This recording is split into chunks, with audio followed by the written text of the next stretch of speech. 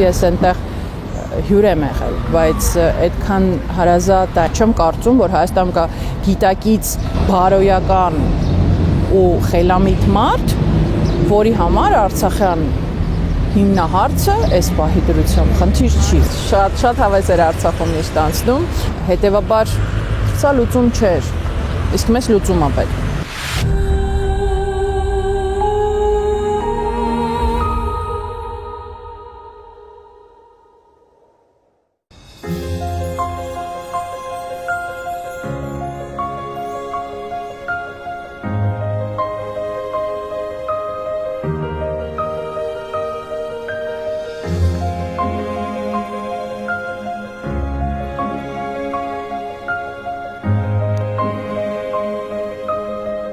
Անժելա ջան, Արցախում շատ եք եղել, երբեք չեք դադարում Արցախի մասին խոսել։ Արցախը դա ինձ համար ոչ միայն աշխատանքային եւ կյանքի շատ մեծ հատված է, պրոֆեսիոնալ, իմ ճանապարհի հետ զուգահեռ, այն համար բացահայտվող բնորան է, այլ շատ մեծ էմոցիոնալ կապ է, որովհետեւ առաջի անգամ կարծեմ 18 տարեկանում եմ Արցախում եղել, 2003-4 թվականներ, շատ վաղուց։ Հենց այնպես որոշել եք գալ Ընկերներով, այո, ընկերներով ճանապարհորդություն արեցինք, այն ժամանակ իհարկե շատ ավելի դժվար էր դա, քան հետագայում, հա, եւ ճանապարհներն էին ավելի վատ, եւ ենթակառուցվածքը, տուրիստական այնտեղ այդքան զարգացած չէր, ինչ որ տատիկի մոտ տուն էինք վարձել, շատ հավես էր։ Իհարկե, առաջի տպավորությունները Արցախից լիարժեք չէին, որովհետև հասկացա, որ մի քանի օրով դու չես զգում Արցախը, երբ որ գալիս ես, նոր ծանոթանում ես, տատիկ պապիկը տեսար, դադի բանկը տեսար, Կանձասարը տեսար, այնպես տուրիստական, հա, ավելի ճանաչողական այցերը առաջինը։ Հետո հասկացա, որ ես ուզում եմ զգամ Արցախը ներսից, հասկանամ, զգայական մակարդակում հասկանամ իրան։ Եվ երբ որ ավելի հաճախ սկսեցի գալ աշխատանքի բերումով, արդեն փորձում եմ գնալ վայրեր, որոնք տուրիստական չեն, որոնք դուրս են այդ հիմնական ճանաչելի վայրերի ցանկից։ Ճիշտ է, գործի բերումով առաջնագծում էի հաճախ հայտնվում, բայց այնպիսի վառ հիշողություններ են հենց ոչ տուրիստական վայրերի հետ կապված, մարդկանց հետ, որոնց հետ ծանոթացել եմ Արցախում տարբեր իրավիճակներում, որոնք օգնության ձեռք են մեկնել, որոնք շատ սրտաբաց ջերմ ընդունել են, ընկերացել են եւ հետո տարիներ շարունակել են այդ ընկերությունը։ Մարդիկ կան, որոնց հետ դադարել եմ 18 թվականից հետո առհասարակ շփվել, որովհետեւ իմ համար ընկալելի չէր իրենց վարքագիծը լինելով արցախցի, հասկանալով թե ինչա կատարվում, ինչա մեզ բոլորիս սպասում։ Այդպիսի ընկերներ ծանոթներ եմ ցավոք սրտի ունեցել Ստեփանակերտում, որոնց հետ դադարել եմ շփումս։ Բացառապես դրական են հիշողությունը։ Բացասական հիշողություն հիմա որ ասեմ, մի անգամ մեքենան փչացել էր գիշերը, մնացել եք ճանապարհին եւ լսեցի շակալների ձայները շատ մոտ։ Երևի դա շատ առաջի անգամ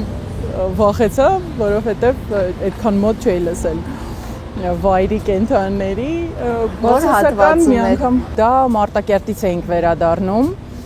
Ստեփանակերտ գիշե շատ իրականում շատ ուրախ պատմություն է դա մի քանի բաղադրիչ ունեցող ուրախ պատմություն է որովհետև միամիտ այնտեղ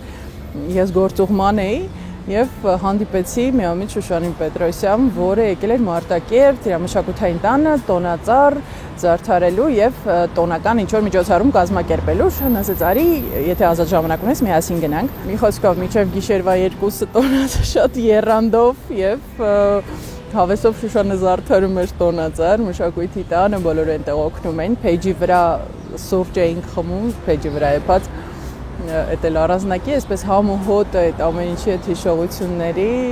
յուրահատուկ է եւ դա այդ ամեն ինչը պետք է պահպանել հանկարծ չմոռանալ, որովհետեւ օրինակ առավոտյան հունոտի կիրճին վերևից նայել սուրճ խմելով, դա իմ, այսպես ասած, ուժի բաններ էր, место силы, որ ասում են, ինձ համար դա Շուշիում ձորի վերևում նստել եւ առավոտվա սուրճը վայելելն էր Տիեզերքի հետ ուղիղ կապում էի այնտեղ եւ երբ որ դու այդ ամեն ինչից զրկվում ես, առհասարակ դա նկարագրելի չի այդ զգացողությունները։ Ես առհասարակ չեմ պատկերացնում մարդիկ, որոնք այդտեղ ծնվել են, ապրել են, մեծացել են, կյանք են ունեցել իրենց բարդություններով, ուրախություններով։ Ես չեմ կարող պատկերացնել ինչ այդ մարդկանց հոգում կատարվում, որովհետև մեծ հաշվով ես այնտեղ հյուր եմ եղել, բայց այդքան հարազատ է, այնքան իմն է Արցախը, եթե ես այդ զգացումները ունեմ, ես պատկերացնում եմ ինչ են զգում արցախցիները, ահա որը։ Բռնագաղթի առաջին իսկ ժամերից արցախցիների կողքին էիք։ Շարունակում եք նրանց հետ հանդիպումները, հիմնականում ինչ խնդիրների են նրանք բախվում։ Ինքնակազմակերպեցինք ուղղակի ընկերուներով, հասկացանք, որ դա պետք է անել։ Եվ առանց քննարկելու, հա, իրար մեջ սկսեցինք, պատկերացում չունենք ոչ ծավալների, ոչ հնարավորությունների, ոչ հետագա այդ ամեն ինչի ճակատագրի մասին, որովհետև այսպես նայեցինք իրար դեմքի, ասեցինք պետք է անել, վերջ։ Հարյուրավոր, հազարավոր մարդիկ միացան այդ նախաձեռնությանը, ուղղակի ասենց չեմ կարող ասել, որ դա մեր նախաձեռնությունն էր, որովհետև այդտեղ իրականում տենց իրավիճակներում երևի սկսում ես հասկանալ, որ կարծրատիպերը մեր մասին շատ սխալ են, որ մենք անտարբեր ենք դարձել, որ էմպաթիա չունենք իրար հանդեպ, որ վատն ենք որպես հանրություն, որպես այդ սա սուտ է, որտեղ ես տեսել եմ հասարակ մարդիկ ինչ ջանասիրությամբ են փորձում մի փոքր, բայց ներդրում ունենալ այդ իրավիճակում արցախցիների հոգսը մի քիչ գոնե թեթևացնելու համար։ Հասկացանք, որ սա մեխանիզմ չի, այսինքն առաջին օգնություն տրամադրելու, այդ առաջի շոկը վերապրելուն, օգնելուն զուգահեռ պետք է ստիպել, որ պետությունը կատարի իր ֆունկցիան, որովհետև մեծ հաշվով էլի կրկին անհատներ իրենց վրա վերցրեցին պետության ֆունկցիան, երբ որ չինովնիկներ իրենց տաք կաբինետներում նստած հետևում էին, ոնց են անհատները դա անում, մի հատ էլ հաթաթա էին տալիս, թե սենց արեք, տենց արեք, հա։ Եվ խնդիր էր մեզ համար նաև ստիպել պետությանը, որ մարդկանց աջակցի, որովհետև իշխանությունը բառացիորեն համար մեկ մեղավորներ է իրավիճակում, որը ստեղծվեց, բայց 4 ամիս անց հասկացանք, որ դա սիտուատիվ լուծումներ են, դա ինստիտուցիոնալ մոտեցում չի։ Շփումները պահում ենք, հաճախակի շփվում ենք եւ մարդիկ, որոնց հետ այդտեղ ծանոթացանք տեղում եւ կամավորների հետ եւ արցախցիների հետ կապը պահում ենք։ Ցավոք սրտի պետք է ասեմ, որ շատերը լքել են Հայաստանը։ Այդ առաջի խմբերը հոսքով երբ որ եկան, հետո չհարմարվեցին, չտեղավորվեցին։ Եվ այդ թվում նաև պետական ճիշտ քաղաքականության բացակայության դեպքում առնվազն, իսկ իմ պատկերացմամբ դիտավորությամբ անել ամեն ինչ, որպեսզի այդ մարդիկ չկարողանան ինտեգրվել մեր հասարակության մեջ։ Եվ այսօրվա դրությամբ շատերը արդեն ցավոք, ինձ համար ցավոք, այստեղ չեն, որտեղ մենք փորձում ենք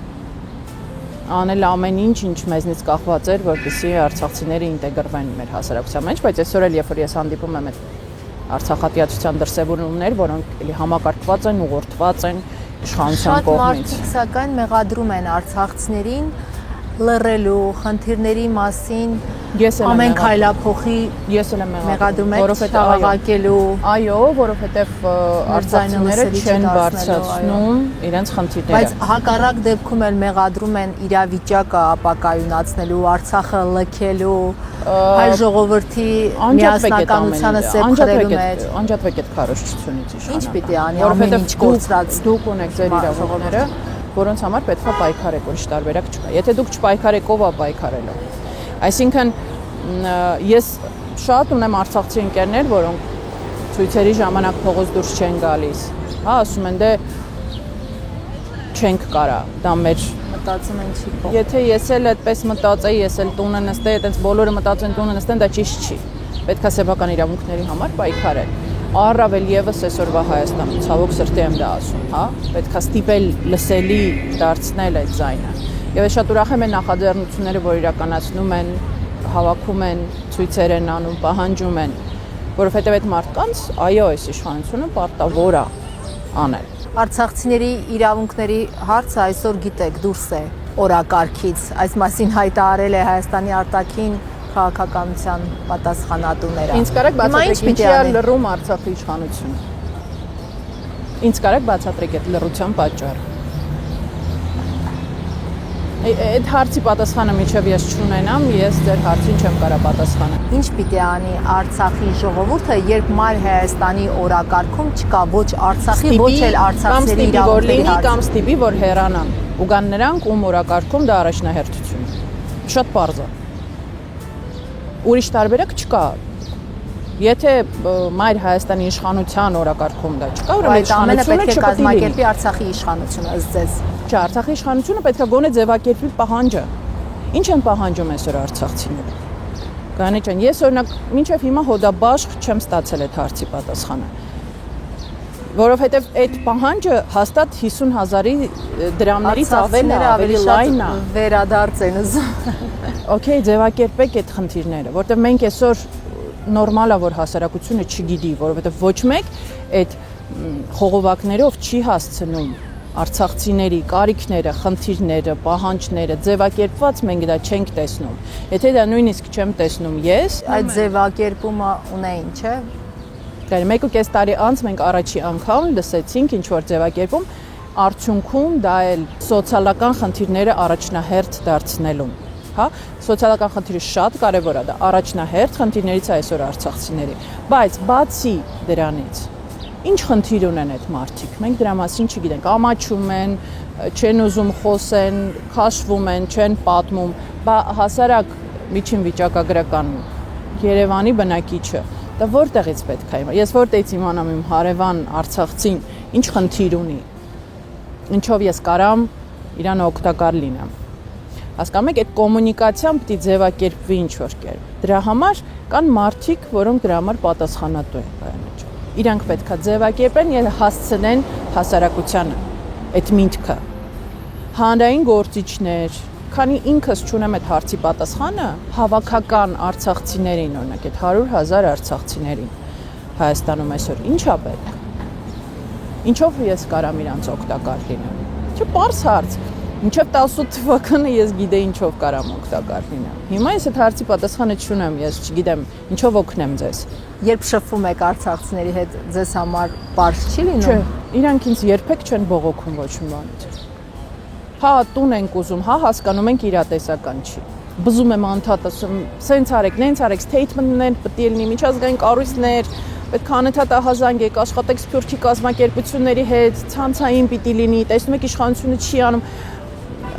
Բայց դա համակարգել է պետք, այդ աշխատանքը տանել է պետք։ Լավ, ես կարող եմ խորհուրդ տալ ինչ անել։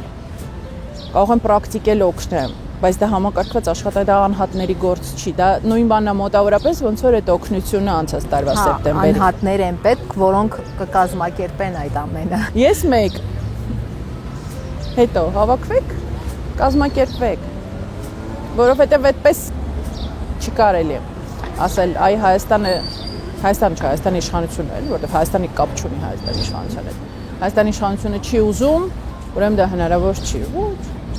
այդպես չի։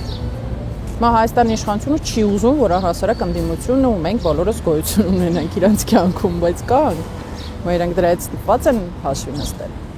Եվ ձեզ հետ էլ են իրանք ստիպված լինելու հաշվի նստել, եթե դուք ձևակերպեք ձեր պահանջները եւ միասնական ու միահամուռ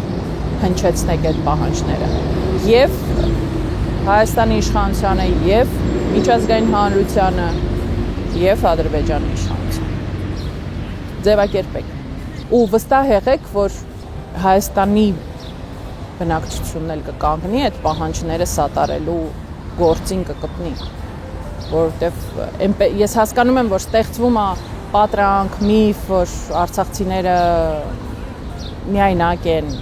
հասկացված չեն, ընդունված չեն, դա տենց չի։ Դա քարոզչական միֆ է, որը ջանասիրաբար իհարկե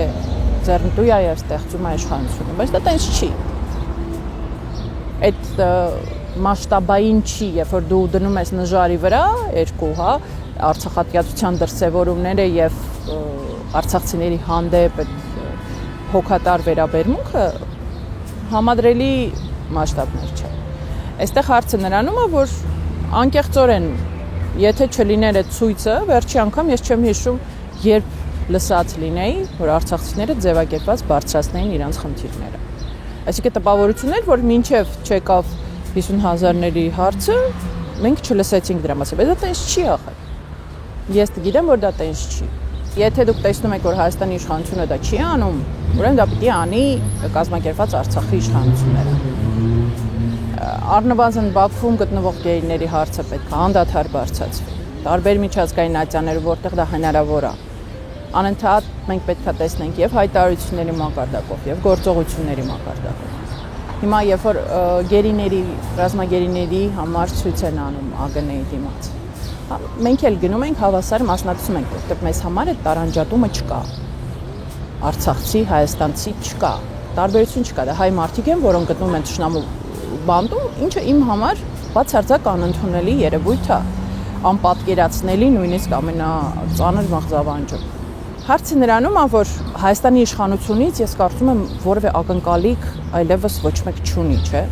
Մենք հասկանում ենք, որ այդ մարդիկ չեն սպասարկում Արցախի ու Հայաստանի շահերը։ Հայաստանի իշխանությունը չի անելու, ավելի ճիշտ անելու ամեն ինչ հակառակը, որպեսզի միջազգային դատարաններում ձեր հայցերը հետ կանչվեն։ Դուք չունենաք ոչ մի հնարավորություն, որպեսզի չկարողանաք ձեր իրավունքները պաշտպանել նույնիսկ բանակցությունների մակարդակում։ Անելու են ամեն ինչ դրա համար։ Հիմա ձեր խնդիրն է դա թույլ չտալ միավորվել, որովհետև միավորվել բոլորով։ Իրականում ես չեմ կարծում, որ Հայաստանում կա գիտակից բարոյական ու խելամիտ մարդ, որի համար Արցախյան հիմնահարցը այս պահի դրությամբ խնդիր չի։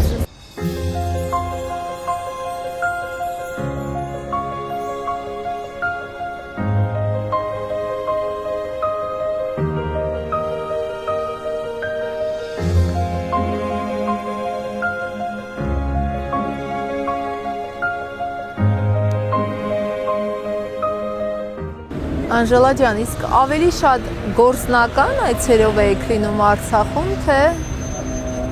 այնպես էլ շատ հաճախ փորձում էի տաք եղանակին ընկերներից, ծանոթներից, ուսանողներից, ով Արցախում չէր եղել միջև այդ, այսպես բաներ, հա, մեր մոտ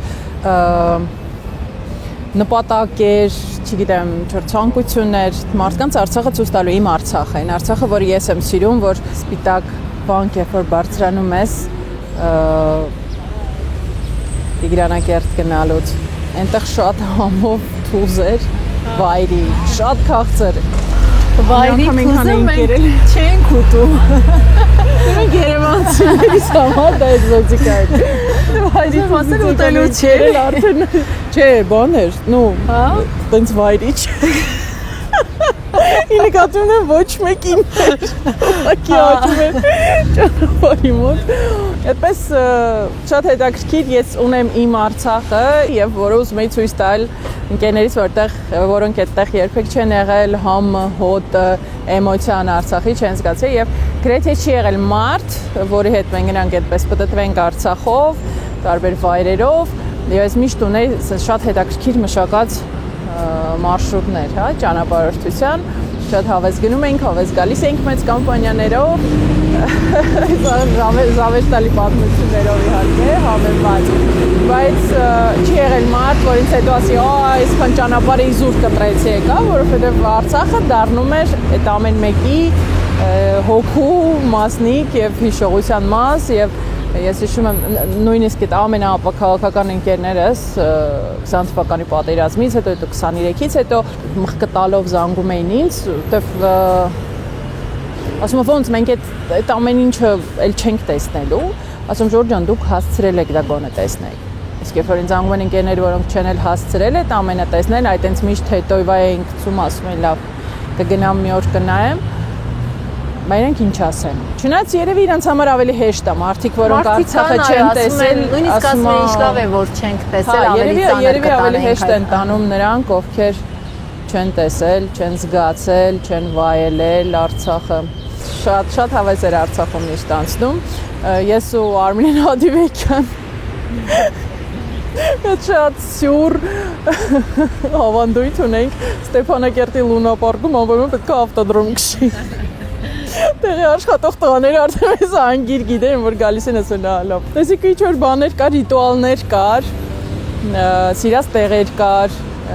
չգիտեմ, անպայման պետքա վանիլայից փախլավան տանեի, որտեվ Երևանում երբ որ իմանում էին գնում եմ, չգիտեմ, բոլոր պատվերները այսպես հավաքում էի, մարդկանցից ժինգալով հացերի, փախլավաների, այդպես միշտ բագաժնիկը լիքն էր լինում, կարոտիս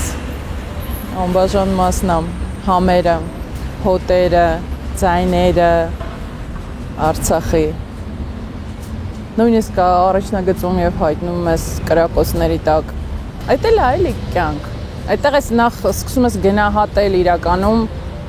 այդ անվտանգությունը, դրա կարևորությունը։ Սկսում ես հասկանալ քո որպես անհատ, քո մասին պատկերացումների եւ գերագնահատելը քեզ հաճախակի շատ այլ կերպ ես առաջնագծում, սկսում կյանքին վերաբերվել։ Հիմա ամբողջ Հայաստանն է արդեն այդ առաջնագիծը։ Հիմա արդեն Հայաստանով որ պատտվում ենք, ասում ենք ջուր հեռավոր տեղ որ գնում ենք սահմանամերձ, ասում ենք գոնե հասցնեմ տղայից ցույց տամ, մարդես չգիտես, կհանձնի թե չէ։ Մենք էլ ենք։ Ես շատ ուրախ եմ, որ ես իրան 2 անգամ հասցրել եմ Արցախը ցույց տալ, ինքը 7 տարեկան է, բայց շատ փոքր տարիքից, 1-2 տարեկանից տանում էի, ինքը իհարկե գուցե չի հիշի դա, բայց նկարներով պահպանված այդ ամենը, հետո իրան նաև ցույց եմ տալու, որտեղ ինքը ամենտեղ այդպես իր գադջետների վրա տարբեր տեղերում կպցնում է Արցախի դրոշը եւ անդադ հարցեր է տալիս, ես իրան պատմում եմ։ Աստված ինչ լավ է, որ հասցրեցի, այդ միակ բանն է, որ չեմ թողել հետոյվա, տարել եմ, ցույց եմ տվել։ Ինչի համար եք ափսոսում, ինչ չեք հասցրել անել Արցախի հետ կապված։ Ունենամ այդքան իշխանական լծակ, որ հասնեմ Արցախի անկախության ճանաչմանը։ Ինչ երևի ամենակարևոր բանն է։